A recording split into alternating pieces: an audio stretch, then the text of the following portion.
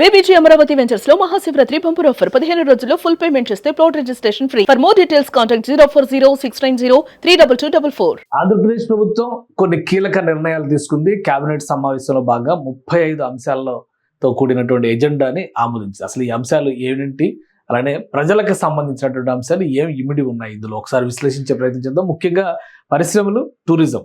వాస్తవానికి Davos tour తర్వాత జరుగుతున్నటువంటి కేబినెట్ మీటింగ్ కాబట్టి పరిశ్రమలకు సంబంధించినటువంటి కీలకమైన నిర్ణయాలు ఉంటాయని అందరూ భావించారు. అయితే అంతకు ముందర అప్రూవ్ చేసినటువంటి నిర్ణయాలు ఏమన్నాయి, దావోస్ టూర్ కి సంబంధించినటువంటి ప్రొసీజర్స్, అక్కడ యాక్సెప్ట్ చేసినటువంటి ఎంఓయూలకు సంబంధించిన సమాచారం ఇవన్నీ కూడా నెక్స్ట్ కేబినెట్ మీటింగ్ లో ఉండే అవకాశం ఉంది. అయితే ఓవరాల్ గా 35 అంశాలతో ఉన్నటువంటి వాటిలో కీలకమైన అంశాలు ఏమేమి ఉన్నాయి ఒకసారి విశ్లేషించేటువంటి ప్రయత్నం చేద్దాం. ఇది పిడుగురాళ్ల వైద్య కళాశాలని పీపీపీ పద్ధతిలో అభివృద్ధి చేయడానికి కేబినెట్ గ్రీన్ సిగ్నల్ ఇచ్చింది. పీపీపీ పైన విపరీతమైన వ్యతిరేకత సృష్టించే ప్రయత్నం విపక్ష నాయకులు చేస్తున్నటువంటి నేపథ్యంలో అడుగు ముందుకే అనేటువంటి సంకేతం అయితే రాష్ట్ర ప్రభుత్వం ఇచ్చింది. ఎస్వి యూనివర్సిటీ పరిధిలో ఉన్న 33 ఎకరాల భూమిని అక్కడ వ్యవసాయ మార్కెట్ యార్డ్కి బదిలీ చేయడం పైన చర్చించారు. దానిపై నిర్ణయం ఇంకా పెండింగ్ లో పెట్టారు. ఇక పలమనేరులో లైవ్ స్టాక్ రీసెర్చ్ స్టేషన్ ఏర్పాటుకు సంబంధించి ఈ భూ బదిలీ ప్రతిపాదనని దీన్ని కూడా చర్చించారు. అదే దీనికి సంబంధించినటువంటి మార్కెట్ కమిటీకి సంబంధించినటువంటిది, ఇక్కడ లైవ్ స్టాక్ రీసెర్చ్ స్టేషన్ ఏర్పాటుకు సంబంధించినటువంటి భూ బదిలీ ప్రతిపాదనని ఆమోదించారు. అర్జున్ అవార్డు గ్రహీతగా ఉన్నటువంటి జ్యోతి, ఎర్రోజ్ జ్యోతికి విశాఖలో 500 గజాల భూమి ఇస్తానికి అంగీకరించారు. అంటే ఇంటి స్థలం ఇస్తారు.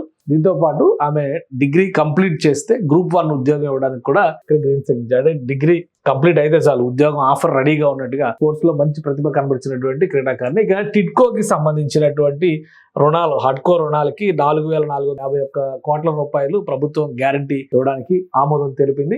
అమరావతి పరిధిలో ఇది ఒకటి కీలక నిర్ణయం. వీధిపోటు ఉన్నటువంటి భూముల్ని మార్చాలని అమరావతి రైతులు, భూములు ఇచ్చినటువంటి రైతులు గత నుంచి డిమాండ్ చేస్తున్నారు.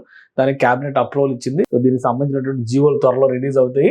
టీటీడీ పరిధిలో పలు పోస్టుల అప్గ్రేడ్ కి సంబంధించి కూడా మంత్రివర్గం క్లియర్ గ్రీన్ సిగ్నల్ ఇచ్చింది. పలు సంస్థలకు సంబంధించినటువంటి భూ కేటాయింపులకి మంత్రివర్గం ఈ డేటా ఇంకా బయటికి రావాల్సి ఉంది. అయితే ఒకటి విషయం అయితే తెలిసింది, నెల్లూరు జిల్లా నందకోటలో పర్యాటక 5 స్టార్ రిసార్ట్ ఏర్పాటుకు సంబంధించినటువంటి, అలానే నందకోటలో కన్వెన్షన్ సెంటర్, థీమ్ పార్క్ ఏర్పాటుకు సంబంధించిన భూములకి ఆమోదం తెలిపింది. ఇక ఈ నందకోటలో ఏంటంటే ఇది అరకు పర్యాటక ప్రదేశానికి అటు బొర్రా గుహలకి దగ్గరలో ఉండేటువంటి ప్రాంతం. ఇది ఒక 30 నుంచి 40 కిలోమీటర్ల డిస్టెన్స్ లో ఉండేటువంటి ప్రదేశం కాబట్టి అక్కడ స్టేయింగ్ కి అధునాతన వసతులు కల్పించాలని చెప్పని టూరిజం పాలసీలో భాగంగానే రాష్ట్ర ప్రభుత్వం నిర్ణయం తీసుకుని దానికి సంబంధించింది. ఇక వాళ్ళు జలవనరుల ప్రాజెక్టులకు ఆర్థిక అనుమతులు, ఫైనాన్షియల్ క్లియరెన్స్ ఇచ్చిందనమాట. అలానే ఇంధన శాఖలో పరిపాలనా అనుమతులు కూడా, అడ్మినిస్ట్రేటివ్ శాంక్షన్స్ కూడా కేబినెట్ ఇచ్చింది. మొత్తం మీద 35 అంశాలపైన చర్చ జరిగింది. 35 అంశాల్లో అనేకమైనటువంటి వాటిని ఆమోదించారు. పరిశ్రమలకు సంబంధించి, తాజాగా పెట్టుబడులకు సంబంధించినటువంటి నిర్ణయాలు ఇంకా కేబినెట్ ముందరకు రాలేదు. తదుపరి కేబినెట్ లో వీటిపై నిర్ణయం తీసుకునేటువంటి అవకాశం ఉంది. మహారాష్ట్ర డిప్యూటీ సీఎం అజిత్ పవార్ దిగ్భ్రాంతికరమైనటువంటి మరణం నేపథ్యంలో కేబినెట్ ఎక్కువసేపు జరగలేదు.